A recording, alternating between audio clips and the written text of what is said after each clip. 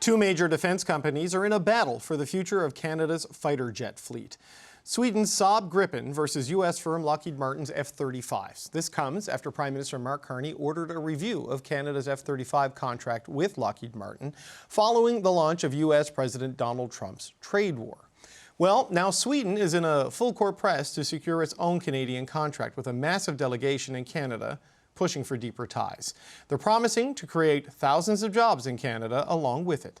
Industry Minister Melanie Joly told Sweden's Deputy Prime Minister that Canada is looking to partner with Sweden. Of course, we're very much interested in the offer by Saab over the Gripen and the creation of jobs in Canada and working together regarding Ukraine. But we need to have more details about it because we need to be able to, do the work, the analysis of how much we could benefit out of it. But we'll continue the conversations for sure. Paul Jonson is the Swedish Minister of Defense. Minister, it's good to see you. Thank you for coming in today. Thank you for having me on.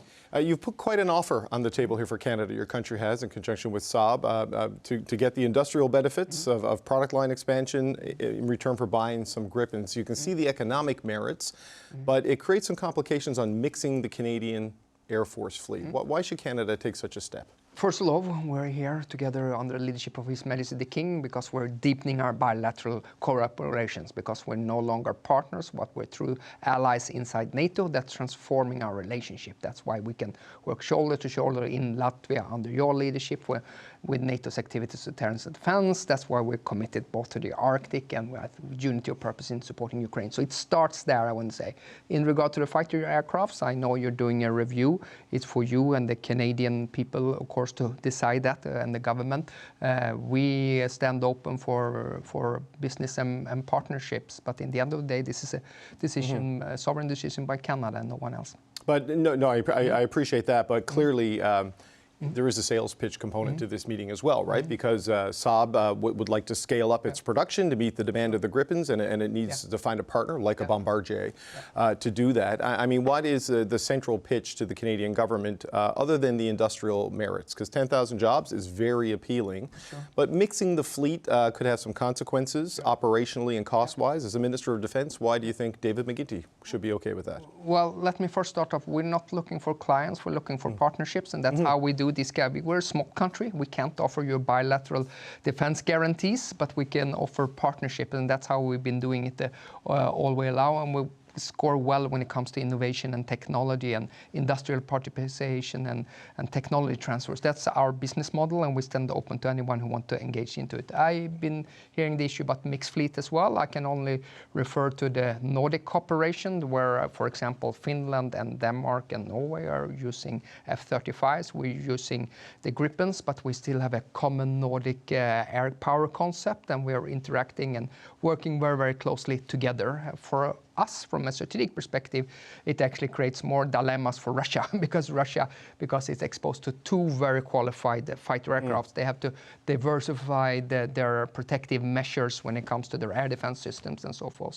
So for us, in the collaboration with the other Nordics, which we are deeply integrating, it works fine to operate it with two different fighter aircraft. But once again, the assessment for Canada has to be done by Canada. Right, but you just mentioned the interoperability.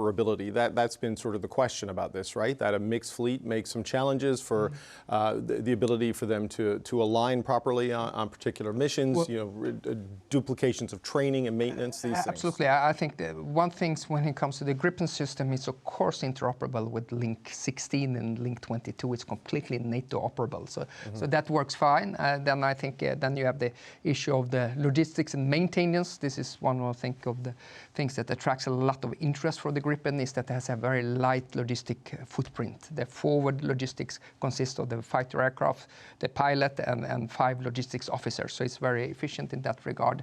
The other thing, of course, that creates an interest, not at least in Ukraine. As you might know, Ukraine has expressed a willingness to procure 100 to 150 Gripen fighters, is the dispersed systems that you can use it actually outside of the Air Force bases.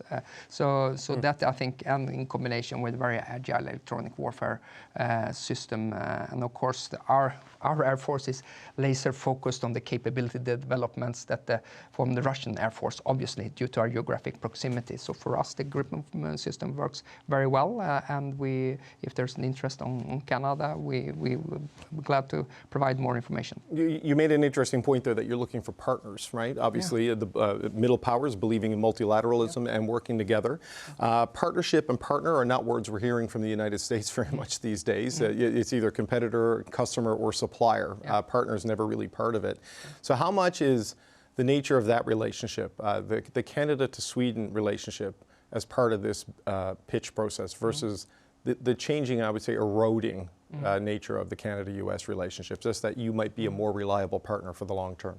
Well, I think that's for Canada to answer on the U.S.-Canadian relationships. But I do take note that you talk about diversifying, and for many reasons. And if you want the partnership, Sweden is a good partners when it comes to defense industrial production. And those who doesn't believe that is important just look as the Ukrainians. So what we're seeing in Ukraine is a war of attrition. A war of attrition is a war of warehouses, and therefore you need a strong defense industrial base for credible deterrence. And I think the Ukrainians have done wonderful things there as well. So I think we have lots to learn on, and I understand that there's an interest also from Canada's side to strengthen its defense industrial base, and if we can be helpful in that regard, especially when it comes to technology transfers, and if we can have a good match and building on some of the success I think been having between Bombardier and Saab, we will be the first to welcome it. There's been a long saga on the decision in Canada to purchase fighter jets. It was 14 years ago. The former Conservative government made a decision on F-35s. It was paused, reviewed, and here we are again in the middle of another review. So as a NATO member, you would be well aware of the capability gaps that exist in the Canadian military and the historically low spending levels relative to the NATO target. So a big concern a lot of people, ex-military and current military, have is on the life of our current planes running out and Gripens not necessarily being available at a point when the CF-18s need to be retired, and the F-35s might make it. So what do you know about Saab's ability to meet timelines, to maybe accelerate timelines, and deliver so there isn't a large capability gap for Canada? Well, without going into specifically to Canada, what I can say is that Saab, we're very pleased. They developed a new Gripen ecosystem, especially has a unique capabilities when it comes to electronic warfare, which is, and we're also developing further also with AI models, but that they've been keeping the delivery times in Sweden, and we're very pleased with that. And they've been keeping the delivery times also in Canada. And this is, of course, an existing platforms that we are operating and integrating now into the Swedish Air Force. So the performance is without a doubt very effective. Now, what we are looking for, especially if we are also together with the Ukraine able to reach an agreement on them providing them with the Gripen Echo as the backbone of their air defense system with the Gripen Echo, then we are looking for increased production. And that's why I'm talking about partnership. And I know you have a strong avionics sector as well, and that's why we are very interested in deepening our cooperations and possibly doing things beyond the global eye. Are you talking to other countries about this? Not as customers, but as partners on the building out of the defense industrial capacity of Saab and Sweden more broadly, other than Canada? Is anyone else on your list for this? The Ukrainians, and of course we talk because the Ukrainians knows there's a strong commitment in Canada for supporting Ukraine. I think you have a diaspora of over 1 million Ukrainians as well. So the like-mindedness there, I think is really great. In any way we can support the Ukrainian, including the Ukrainian air defense, I think is commendable as well. And I think for us to produce 100 to 150 additional Gripen fighters on top of the one that we're doing right now in Sweden, and of course, Colombia joined, and we have Brazil and other places, that's going to require increased production, and that might take place in Sweden, or it may take place elsewhere. But I think it might be challenging to do it all in Sweden, to put it lightly. Right. So, look, the components of all of this align, very broadly with the agreement that the Prime Minister Carney signed with the European Union earlier this year on a deeper strategic partnership on defense and other areas. We spoke with Kaja Kallas on the show last week when she was here for the G7 Foreign Ministers meeting, and she talked about Europe needing to change and evolve in a rougher world, right? The rule books are being thrown away, the global order is changing and unraveling, and they need to turn the economic power of the European market into military power. I mean, where does something like this fit into that kind of a view? Because the war in Ukraine is right on Europe's doorstep. Yeah. It's been going on for a long time, with Russia not having an equal economy to the combined powers of NATO. Where does something like this fit into the ability to deal with that threat? I couldn't agree more with Kaja Kallas in that regard, because this is a time when other allies inside NATO have to shoulder larger responsibility. And the message coming out from Washington actually for decades, but President Trump is extra clear on that. I think it was necessary that we all reach an agreement on the 3.5% plus 1.5% at The Hague. So we stand ready to live up to that. I know that's going to cost Canada to make some tough choices, but we very much appreciate the commitment by your government also to deliver on that.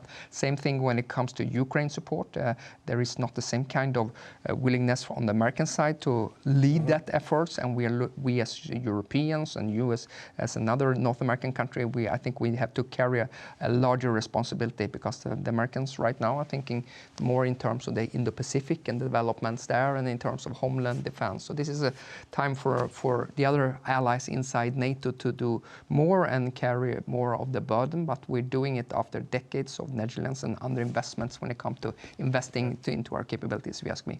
Just as a final point, one of the arguments that I've seen presented on Canada either mixing its fleet or leaning heavily into buying the Gripens is that it could be compelled to respond to a European security operation in the future that may or may not include the United States because of the changing nature of things in the U.S. And being reliant on an American-made plane is maybe a challenge for your strategic autonomy. How worried is Sweden of the role the U.S. is prepared to play in collective defense? I know there's been pressure to increase spending across NATO, but there is still a retrenchment on the US, by the U.S. in terms of supporting its traditional allies. Yeah.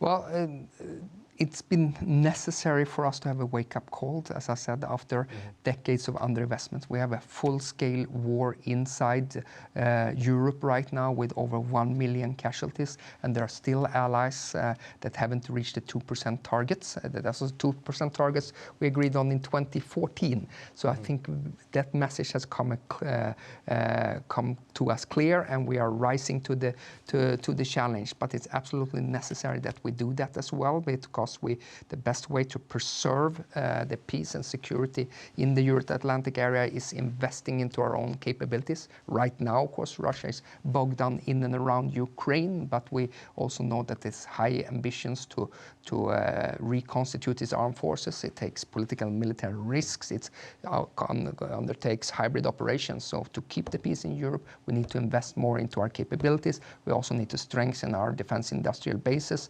because having a strong defense industrial base is part of credible deterrence. Minister Jonson, it was really good to meet you. Thank you for coming in today, sir. Thank you for having me on.